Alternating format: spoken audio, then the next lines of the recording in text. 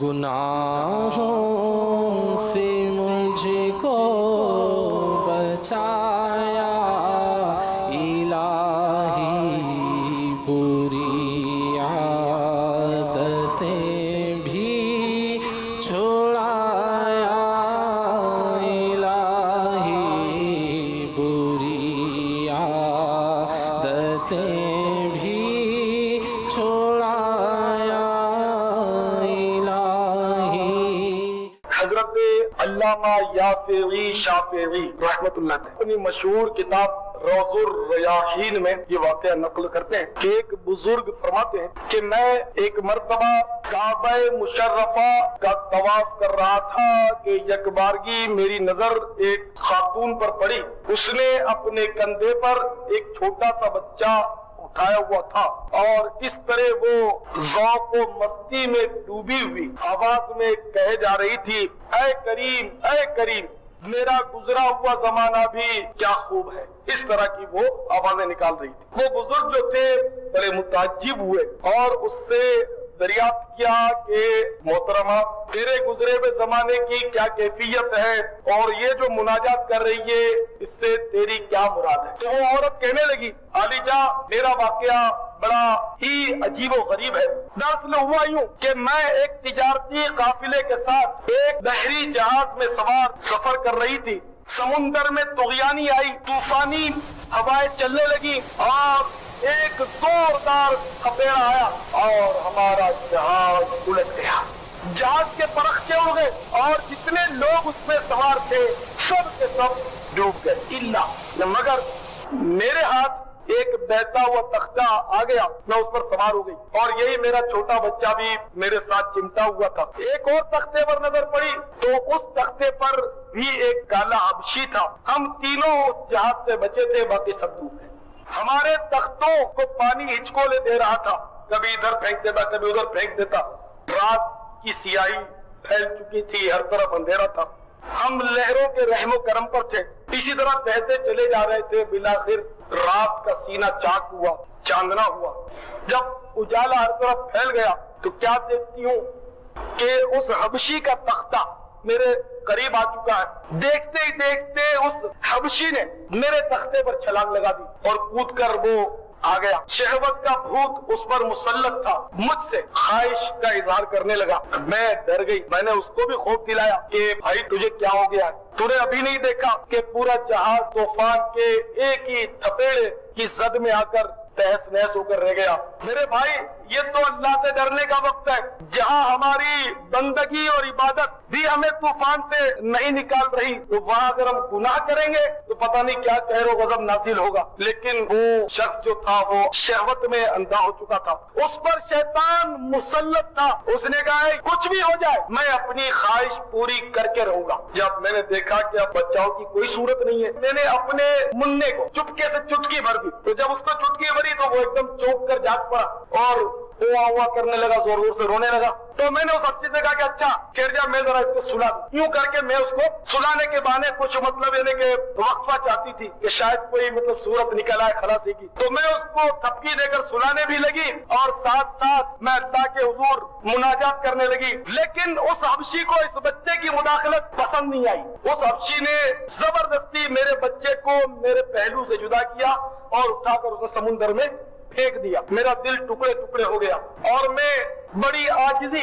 اور زاری کے ساتھ اللہ کے حضور دعا کرنے لگی کہ اللہ تو پاک ہے. اے وہ پاک ذات انسان اور اس کے دلی ارادے میں بھی حائل ہو جاتی ہے. اے پروردگار میرے اور اس ظالم حبشی کے درمیان تو ہی اپنی طاقت اور قدرت سے جدائی کر دے. بے شک تو ہر چیز پر قدرت رکھنے والا ہے. وہ عورت اپنی سرگزشت سناتے ہوئے بتا رہی ہے، خدا کی قسم ابھی میں اس طرح گڑ گڑا کر دعا کر ہی رہی تھی کہ اچانک ایک بہت بڑا جانور سطح آب پر ابھر آیا اور اس کا منہ کھلا ہوا تھا.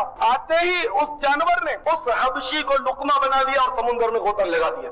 اور اللہ تبارک و تعالی نے مجھے اس ظالم حبشی کے چنگل سے آزاد کر دیا. اس کے بعد سمندر کی لہریں مجھے ادھر سے ادھر تھپیڑتی رہی یہاں تک کہ میرا تختہ ایک جزیرے کے کنارے لگ گیا. میں لپک کر اتر گئی، بے سر و سامان تھی اور تنہا تھی.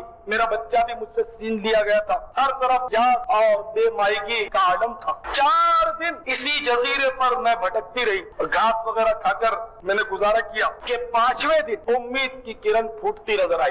मुझे दूर एक बहुत बड़ी कश्ती नजर आई। चुनाचे मैं एक टीले पर चढ़ गई और अपना ऊपर का कपड़ा निकालकर मैं उसकी तरफ हिलाने लगी। चुनाचे उस बहुत बड़े जहाज में से एक छोटी सी नाव पानी में उतरी और उसमें 3 आदमी सवार थे और वो 3 आदमी नाव लेकर किनारे आ पहुंचे। मैं उस नाव में बैठ गई। अब वो मुझे नाव में बिठाकर अपने जहाज में ले आए। जब मैं जहाज में पहुंची तो ये देखकर मेरी आंखें फटी की फटी रह गई कि मेरा वही बच्चा जिसे हबशी ने उठाकर समुंदर में फेंक दिया था वो एक आदमी के हाथ में था।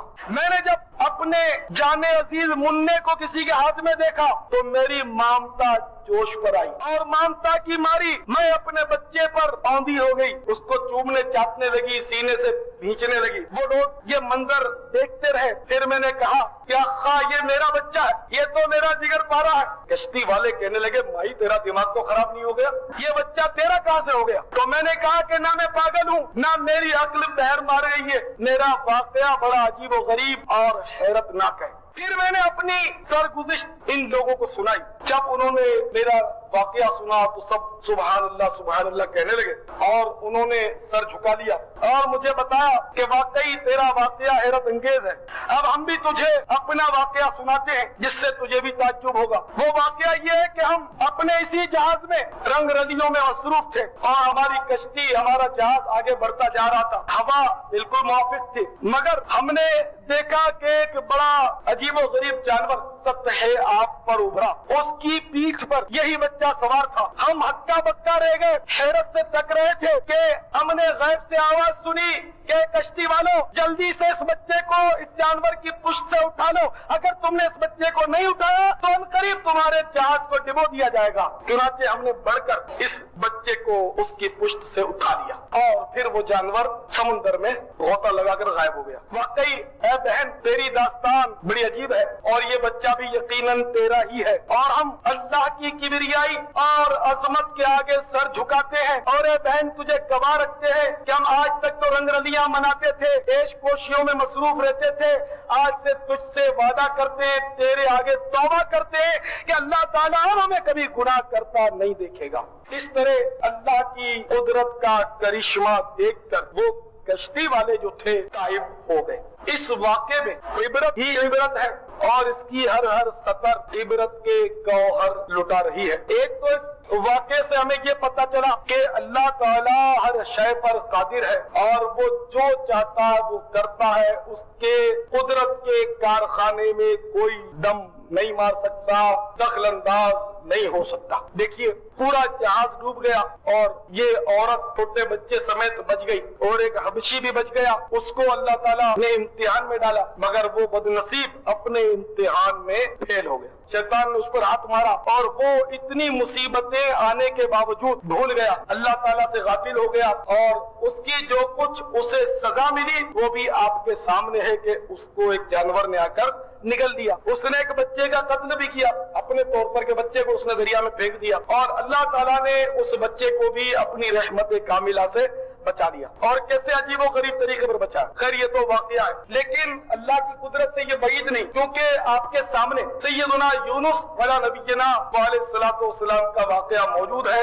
ये यूनुस अलैहिस्सलाम ने मछली के पेट में गुजारा किया है और आप सब इस वाकये को जानते हैं और ये कुरानी वाकया है। तो अल्लाह ताला चाहे तो मछली के पेट में भी हिफाजत कर सकता है, अल्लाह ताला चाहे तो समुन्द्र की लहरों पर भी हिफाजत कर सकता है। अरे अल्लाह ताला चाहे कि उसका बंदा अगर आग में डाल दिया जाए तो फिर भी अल्लाह ताला ये हुक्म देने पर कादिर है, या नारो कूनी बरदम व सलामन अला इब्राहीम, ऐ आग तो जा ठंडी और सलामती इब्राहीम। तो अल्लाह ताला हर शय पर कादिर है और गुनाहगारों को जब वो सजा देने पर आता है तो वो सजा भी देता है। ये दुनिया का सिलसिला चल रहा है, चलता रहेगा। ए मेरे भाइयों, क्या हमें भी कुछ दर्स मिलेगा? उन जहाज वाले खुशनसीबों को आप देखिए कि उन्होंने जब अल्लाह की कुदरत का ये नादिर नमूना देखा तो वो झुक गए और उन्होंने अपने गुनाहों से तौबा कर ली। काश गुनाह करते वक्त हम भी सोचें कि हम भी ये गुनाह कर रहे हैं। उस हबशी के लिए तो जानवर दरिया से निकला था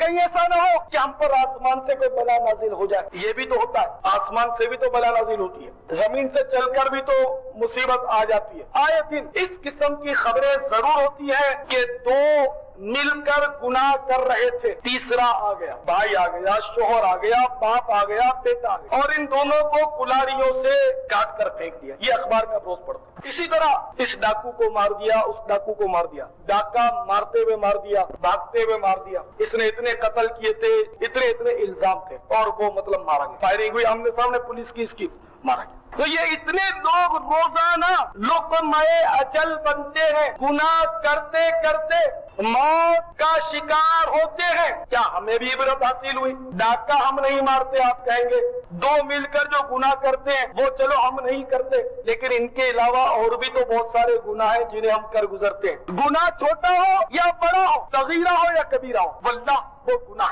देखिए, आग का बड़ा शोला हो या सिलाई का इतना सा शोला हो, इसको आग कहा जाए। किसी बहुत बड़ी गोदाम को जलाने के लिए बहुत ज्यादा आग जरूरी नहीं होती, एक मामूली चिंगारी भी अगर गोदाम में पड़ जाए तो गोदाम में आग लग जाती है और वो रात का ढेर हो जाता है। जलती हुई सिगरेट किसी ने डाल दी और जनाब रुई के गोदाम में आग लगी। तो आग छोटी हो या बड़ी, वो खतरनाक है, वो मौलिक है, वो तबाकुन है। तो मेरे प्यारे भाइयों, इसी तरह गुनाह और मासियत वो छोटी हो या बड़ी तबाकुन है, इसलिए कि बंदा सोचे कि मैं ये गुनाह कर रहा हूँ, आया बड़ा हो या छोटा, कर किसका रहा हूँ? तो गुनाह अल्लाह का कर रहा हूँ, ये सोचे बंदा। जब ये सोच बन जाएगी कि मैं चाहे छोटा गुनाह कर रहा हूँ लेकिन अल्लाह का कर रहा हूँ, तो बंदा हो सकता है कि बाज आ जाए। इसी तरह छोटा गुनाह भी बहुत ही तबाकुन है, हदीसों में आता है सबसे हल्का अज़ाब ये है गुनाह करने वाले को जिस पर अल्लाह नाराज हो चुका और गुनाह की सजा सुना दी गई, उसको जहन्नम की आग के जूते पहनाए जाएंगे। अल्लाह ताला हमारे हाल पर रहम करे। गुनाहों से मुझको बचाया इलाही, बुरी आदतें भी छुड़ाया इलाही, बुरी आदतें